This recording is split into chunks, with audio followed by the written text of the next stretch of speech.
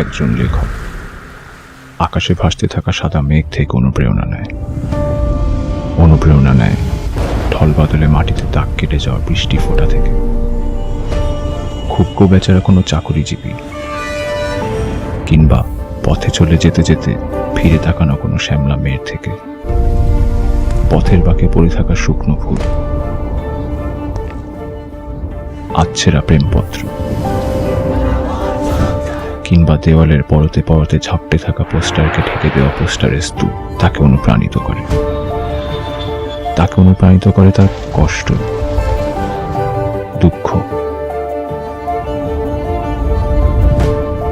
ক্ষুধা, লাঞ্ছনা, ক্ষোভ, ঘৃণা আর ব্যর্থতা। সে অনুপ্রেরণাকে তিনি পসরা সাজিয়ে তুলে ধরেন জরাজীর্ণ কোনো খাতার পাতায়,